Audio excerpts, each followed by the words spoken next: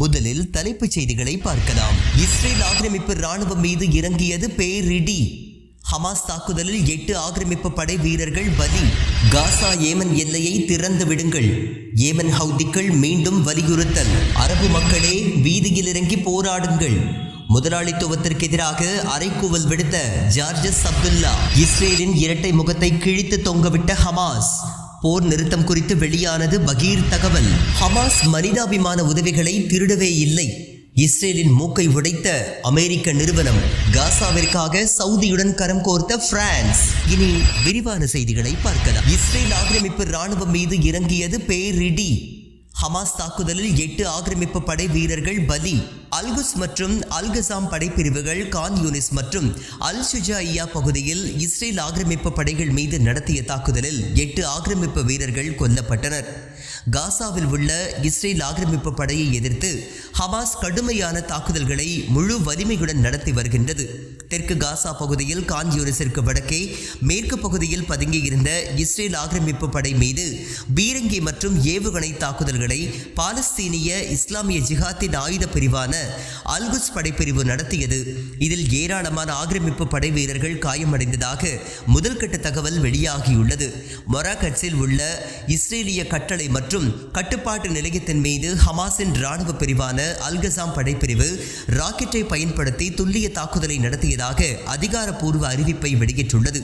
வடக்கு பகுதியில் உள்ள அல் ஷுஜாயியாவில் இஸ்ரேல் ஆக்கிரமிப்பு ராணுவம் மீது நடத்தப்பட்ட தாக்குதலில் 8 ஆக்கிரமிப்பு படை வீரர்கள் கொல்லப்பட்டனர்.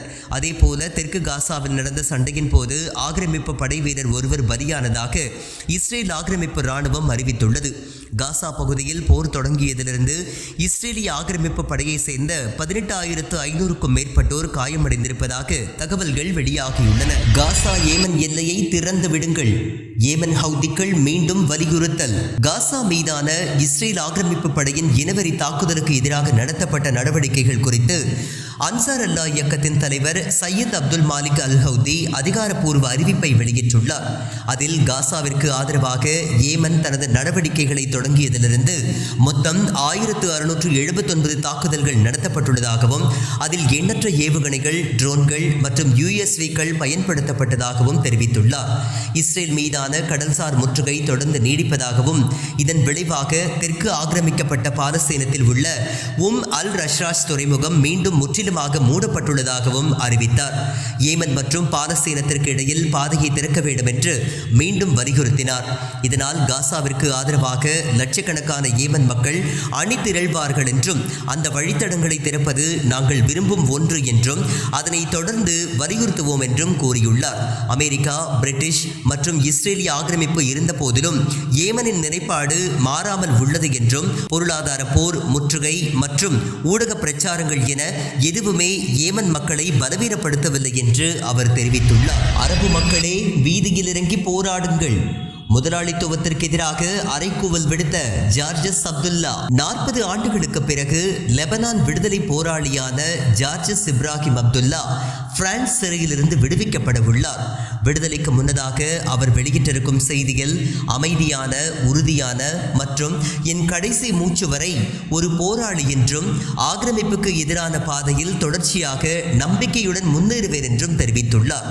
தான் எந்த அச்சுறுத்தலுக்கும் பயப்படவில்லை என்றும் லெபனான் விடுதலை போராளிகளைப் போல தனது நிலைப்பாடும் உறுதியானது என்று தெரிவித்துள்ளார். மேலும் அரபு மக்கள் போதுமான அளவிற்கு எழுச்சி பெறவில்லை என்றும் பாலஸ்தீனத்திற்கு ஆதரவாகவும் இஸ்ரேல் ஆக்கிரமிப்பிற்கு எதிராகவும் தெருக்களில் திரண்டு போராட வேண்டும் என்று வலியுறுத்தியுள்ளார். தன்னுடன் நின்ற தனது போராட்டத்தை ஆதரித்த, எதிர்காலத்திற்கு தனக்கு பலம் அளித்த அனைவருக்கும் அப்துல்லா நன்றியையும் தெரிவித்துள்ளார். முதலாளித்துவம் வீழ்ச்சி அடைந்து வருகின்றது, அதனால் தான் அது போர்களை உருவாக்குகின்றது என்று குற்றம் சாட்டியுள்ள அவர் மேற்கத்திய நாடுகளின் சரிவின் விளைவே உலக நாடுகளுக்கிடையேயான மோதலை வெளிப்படுத்துவதாக தெரிவித்துள்ளார். இஸ்ரேலின் இரட்டை முகத்தை கிழித்து தொங்கவிட்ட ஹமாஸ். போர் நிறுத்தம் குறித்து வெளியானது பகீர் தகவல். காசா போர் நிறுத்த பேச்சுவார்த்தைகளை இஸ்ரேல் வேண்டுமென்றே தாமதப்படுத்தி வருவதாக ஹமாஸ் குற்றம் சாட்டியுள்ளது. காசாவில் போர் நிறுத்தத்தை அமல்படுத்துவதற்கான சாத்தியக்கூறுகள் இருந்த போதும் இஸ்ரேலிய மெத்தன போக்கு காரணமாக அதற்கு இன்னும் சில நாட்கள் தேவைப்படுவதாக ஹமாஸின் மூத்த அதிகாரி ஒருவர் ராய்ட்டர்ஸ் செய்தி நிறுவனத்திற்கு அளித்த பேட்டியில் தெரிவித்துள்ளார். 60 நாட்கள் போர் நிறுத்த காலம் முடிவதற்குள் எந்த உடன்பாடும் எட்டப்படாவிட்டால் இஸ்ரேல் போரை தொடங்குவதை தடுக்கும் ஒரு உடன்பாட்டிற்கான கோரிக்கையையும் ஹமாஸ் முன்வைத்துள்ளது. பாலஸ்தீன கைதிகள் மற்றும் இஸ்ரேல் பழைய கைதிகளை மாற்றிக்கொள்வதிலும் புதிய அணுகுமுறையை ஹமாஸ் முன்வைத்துள்ளது. இஸ்ரேலியர்களை கொன்றதற்காக ஆயுள் தண்டனையை அனுபவிக்கும் 200 பாலஸ்தீனியர்களையும் அக்டோபர் 7க்கு பிறகு காசாவில் தடுத்து வைக்கப்பட்டுள்ள 2000 பேரையும் விடுவிக்க ஹமாஸ் கோருவதாக இஸ்ரேலிய செய்தி சேனல் வெளியிட்டுள்ளது. ஆனால் ஹமாஸின் பதிலில் திருப்தி அடையாததால் தோஹாவிலிருந்து பேச்சுவார்த்தை குழுவை திரும்ப அழைத்துக் கொண்டதாக அமெரிக்க சிறப்பு தூதர் ஸ்டீவ் விட்காஃப் தெரிவித்துள்ளது சர்ச்சையை கிளப்பியுள்ளது.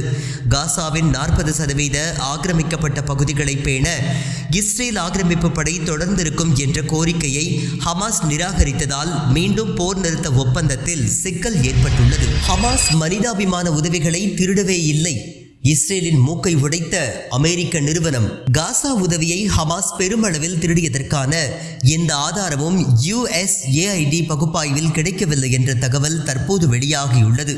அமெரிக்க அரசாங்கத்தின் உள் பகுப்பாய்வில் பாலஸ்தீனிய போராட்டக் குழுவான ஹமாஸ் அமெரிக்க நிதியுதவியுடன் கூடிய மனிதாபிமான பொருட்களை திருடியதற்கான எந்த ஆதாரமும் கிடைக்கவில்லை என்று கூறியுள்ளது.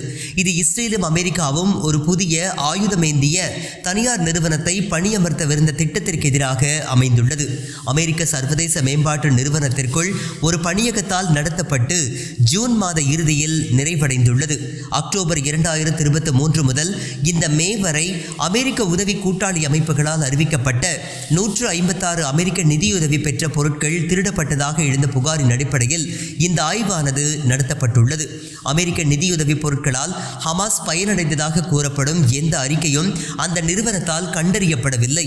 இந்த கண்டுபிடிப்புகள் USAIDயின் இன்ஸ்பெக்டர் ஜெனரல் அலுவலகம் மற்றும் மத்திய கிழக்கு கொள்கையில் ஈடுபட்டுள்ள வெளியுறவுத்துறை அதிகாரிகளுடன் பகிர்ந்து கொள்ளப்பட்டதாகவும் மேலும் பேரழிவிற்குள்ளான பகுதிகளில் கடுமையான உணவு பற்றாக்குறை ஆழமடைந்து வருவதாகவும் அந்த அறிக்கையில் தெரிவிக்கப்பட்டுள்ளது.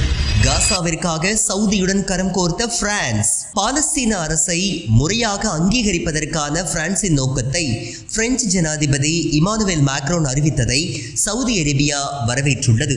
வியாழக்கிழமை வெளியிடப்பட்ட ஒரு அறிக்கையில் கிழக்கு ஜெருசலேமை அதன் தலைநகராக கொண்டு 1967 எல்லைகளில் ஒரு சுதந்திர பாலஸ்தீன அரசை நிறுவுவது குறித்த உலகளாவிய ஒருமித்த கருத்தை மீண்டும் உறுதிப்படுத்துவதாக பிரான்சின் நிலைப்பாட்டை சவுதி வெளியுறவு அமைச்சகம் பாராட்டியுள்ளது. பாலஸ்தீன பிரச்சினைக்கு ஒரு நியாயமான மற்றும் நீடித்த தீர்வை கோரும் சர்வதேச சட்டம் மற்றும் ஐக்கிய நாடுகள் சபையின் தீர்மானங்களுடன் இந்த நடவடிக்கை ஒத்துப்போகின்றது. பிரான்ஸ் அரசின் இந்த நடவடிக்கையை பாராட்டுவதோடு மட்டுமன்றி பாலஸ்தீனத்தை சர்வதேச அளவில் அங்கீகரிப்பதற்கான தனது கோரிக்கையையும் சவுதி அரேபியா மீண்டும் புதுப்பித்துள்ளது குறிப்பிடத்தக்கது.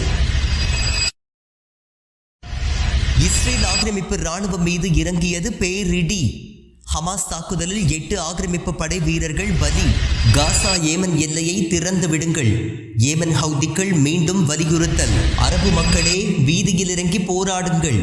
முதலாளித்துவத்திற்கு எதிராக அறைகூவல் விடுத்த ஜார்ஜஸ் அப்துல்லா. இஸ்ரேலின் இரட்டை முகத்தை கிழித்து தொங்கவிட்ட ஹமாஸ். போர் நிறுத்தம் குறித்து வெளியானது பகீர் தகவல். ஹமாஸ் மனிதாபிமான உதவிகளை திருடவே இல்லை. இஸ்ரேலின் மூக்கை உடைத்த அமெரிக்க நிறுவனம். காசாவிற்காக சவுதியுடன் கரம் கோர்த்த பிரான்ஸ்.